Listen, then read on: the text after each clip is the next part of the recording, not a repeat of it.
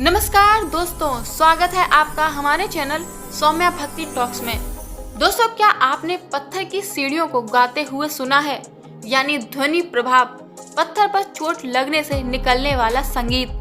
तमिलनाडु के कुंभकोणम में छुपा है एक ऐसा वास्तुशिल्प का चमत्कार जो आज के आधुनिक इंजीनियरों और वैज्ञानिकों के लिए भी एक अनसुलझी पहेली बना हुआ है। हम बात कर रहे हैं ऐरावतेश्वर मंदिर की। एक ऐसा मंदिर जिसे इंसानों ने नहीं, बल्कि ऐसा लगता है जैसे किसी दिव्य शक्ति ने पत्थर पर कविता लिखी हो। इस मंदिर की सबसे बड़ी मिस्ट्री इसके पत्थरों में छिपी है। यहाँ की 7 सीढ़ियाँ, जिन्हें म्यूजिकल स्टेप कहा जाता है, उन पर हल्का सा प्रहार करने मात्र से संगीत के 7 सुर निकलते हैं, यानी सा, रे, गा, मा, पा, धा, नी। आज का विज्ञान भी हैरान है कि 800 साल पहले चोल राजाओं ने पत्थरों के अंदर ऐसी ध्वनि तकनीक कैसे फिट की जिसे आज के एडवांस टूल्स के साथ भी बनाना नामुमकिन है। लेकिन दोस्तों, ये रहस्य सिर्फ संगीत तक सीमित नहीं है। आखिर क्यों इस मंदिर को एक विशाल पत्थर की रथ की तरह बनाया गया? क्या वाकई इंद्र के हाथी ऐरावत ने यहाँ के जल कुंड में स्नान कर अपना खोया हुआ सफेद रंग वापस पाया था? और वो सूक्ष्म नक्काशी जो इतनी छोटी है कि उन्हें बिना लेंस के देख पाना भी मुश्किल है, उन्हें पत्थरों पर उकेरा कैसे गया? दोस्तों, आज की इस वीडियो में हम चोल साम्राज्य के इस सबसे बड़े और गुमनाम रहस्य की परतों को खोलेंगे, तो इस वीडियो में हमारे साथ अंत तक बने रहें। मुख्य मंदिर के प्रवेश द्वार पर 7 पत्थर की सीढ़ियां हैं। इन्हें इस तरह तराशा गया है कि हर सीढ़ी अलग अलग ध्वनि आवृत्ति पैदा करती है। पूरा मंदिर एक विशाल रथ जैसा दिखता है जिसे घोड़े और हाथी खींच रहे हैं।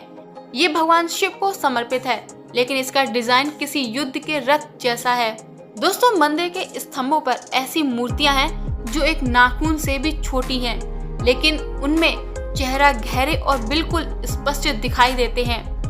माना जाता है कि मृत्यु के देवता यमराज को एक ऋषि ने श्राप दिया था, जिससे उनके शरीर में जलन होने लगी। उन्होंने इसी मंदिर के यम तीर्थ कुंड में स्नान करके उस जलन से मुक्ति पाई थी। मंदिर के एक खंबे पर एक ऐसी नक्काशी है जो 800 साल पहले के आर्टिफिशियल इंटेलिजेंस का या विजुअल इल्यूजन का उदाहरण है।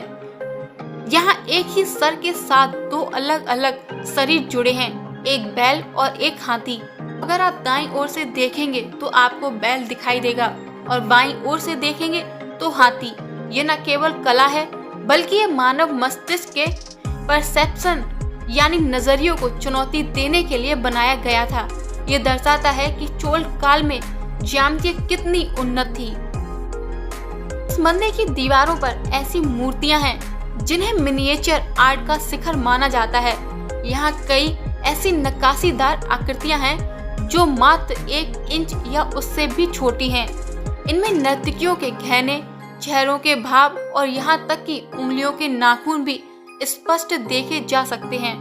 दोस्तों, उस समय बिना किसी मैग्नीफाइंग ग्लास के कड़े ग्रेनाइट पत्थर पर इतनी बारीकी से काम कैसे किया गया?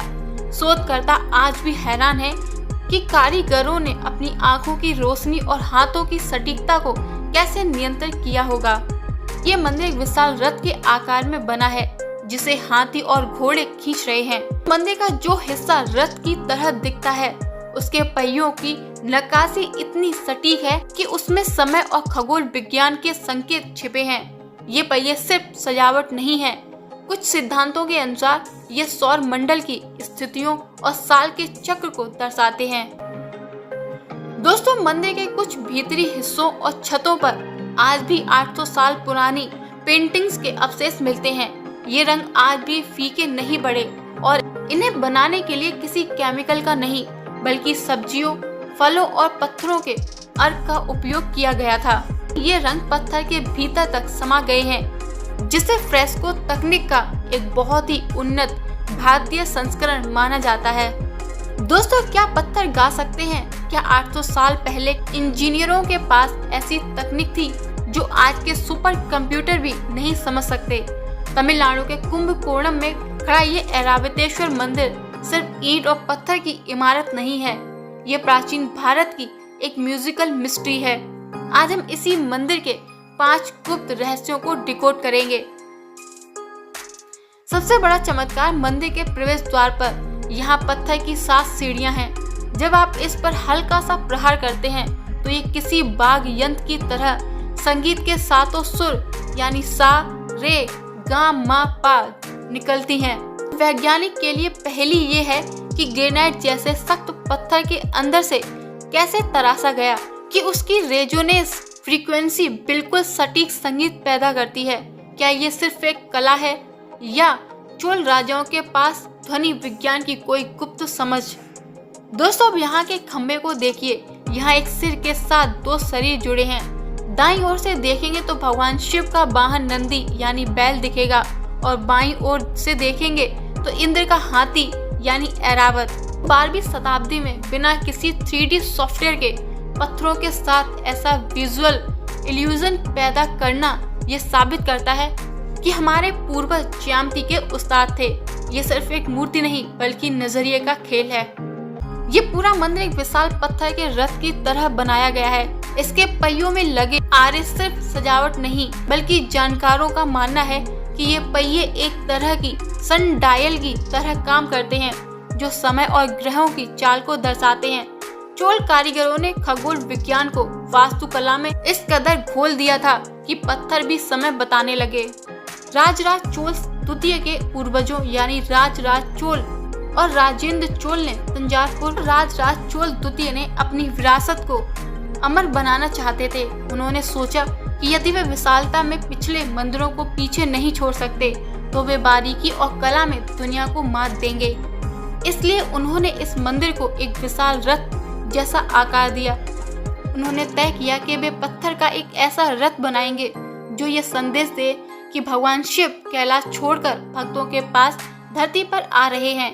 उन्होंने संगीत को पत्थरों में कैद किया ताकि आने वाली पीढ़ियों को पता चले कि चोल साम्राज्य सिर्फ युद्धों में नहीं बल्कि विज्ञान और कला की पराकाष्ठा में भी सबसे आगे थे। दोस्तों, इस मंदिर की सबसे बड़ी मान्यता इसके यम तीर्थ जलकुंड से जुड़ी है। भक्त मानते हैं कि इस कुंड का पानी पवित्र और औषधि है। पौराणिक कथा के अनुसार जब मृत्यु के देवता यमराज का शरीर श्राप के कारण जल रहा था तो इसी कुंड में स्नान करने से उनकी जलन शांत हुई। आज भी लोग मानते हैं कि इस कुंड में श्रद्धा के साथ स्नान करने या उसके जल को स्पर्श करने से त्वचा संबंधी रोग और शरीर की आंतरिक जलन दूर हो जाती है। मंदिर के स्तंभों और गाती हुई सीढ़ियों को लेकर एक विशेष आध्यात्मिक मान्यता है।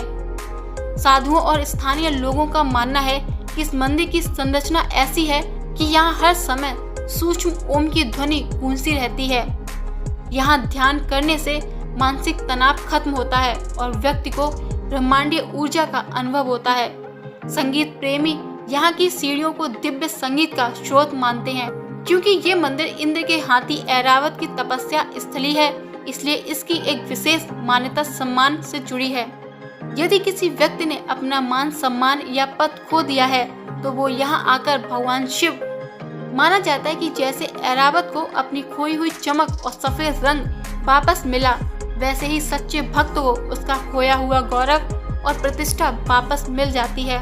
कलाकारों, नर्तकियों और वास्तुकला के लिए तीर्थ रहा है। मंदिर की दीवारों पर नक्काशी के रूप में भरतनाट्यम की सभी मुद्राएं मौजूद हैं। कलाकारों की मान्यता है कि यहाँ दर्शन करने से उनकी कला में निपुणता आती है और बुद्धि का विकास होता है। कई नर्तक अपनी बड़ी प्रस्तुति से पहले यहाँ आशीर्वाद लेने आते हैं। यमराज से जुड़े होने के कारण यहाँ भगवान शिव को यम पर विजय प्राप्त करने वाला मृत्युंजय भी माना जाता है। यहाँ पूजा करने से अकाल मृत्यु का भय समाप्त हो जाता है और पितरों को आत्मा की शांति मिलती है। अगर आप भी कभी तमिलनाडु आएं तो दारासुरम की इन गलियों में रुककर इन गाते हुए पत्थरों की धुन जरूर सुनिए। अगर आपको हमारे प्राचीन भारत का ये गौरवशाली इतिहास पसंद आया हो तो इस वीडियो को लाइक करें, शेयर करें और हमारे चैनल को सब्सक्राइब करना ना भूलें। मिलते हैं अगले वीडियो में एक नए रहस्य और एक नई कहानी के साथ। तब तक के लिए जय हिंद, हर हर महादेव।